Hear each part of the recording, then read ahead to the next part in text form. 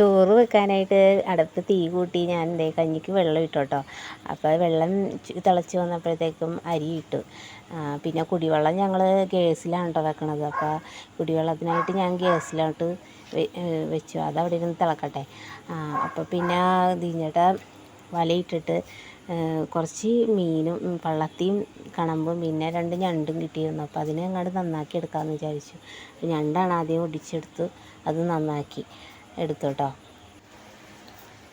ഒടിച്ചെടുത്തതിന് ശേഷം ഞാനപ്പോൾ മീനും കുറച്ച് പള്ളത്തിയും കണമ്പും കിട്ടിയായിരുന്നു. അപ്പോൾ അത് അങ്ങോട്ട് നന്നാക്കി വെട്ടിത്തേച്ചെടുത്തു. അപ്പോൾ ഞാൻ ഞണ്ട് വെക്കാനായിട്ട് ഞാൻ ഞണ്ട് വെക്കുന്നത് ഇങ്ങനെയാണ് കേട്ടോ. കുറച്ച് ഞണ്ട് ചട്ടിയിലേക്ക് വെളുത്തുള്ളി ഇഞ്ചി ഇട്ട് പിന്നെ സവാള ഇട്ടു, കറിവേപ്പില ഇട്ടു, പച്ചമുളക് ഇട്ടു, അതിലേക്ക് പൊടിയായ മഞ്ഞൾപ്പൊടി മുളക് പൊടി ഇട്ട് കുറച്ച് ഉപ്പ് ഇട്ട് വെള്ളം ഒഴിച്ച് വെച്ചോട്ടോ.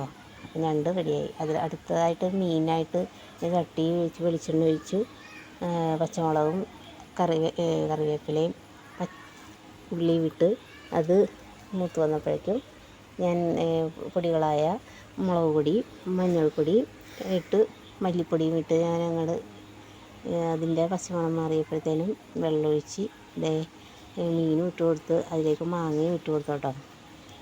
എനിക്ക് മീൻ കറിയിൽ മാങ്ങ ഇടുന്നതാണ് കേട്ടോ ഇഷ്ടം. അപ്പോൾ കറിയെല്ലാം ശരിയായി വന്നപ്പോഴേക്കും ഞാനും തീഞ്ഞേട്ടയും കൂടി ചോറ് കഴിക്കാൻ പോയി കേട്ടോ. അങ്ങനെ ഞങ്ങൾ ചോറ് കഴിക്കാൻ തുടങ്ങി.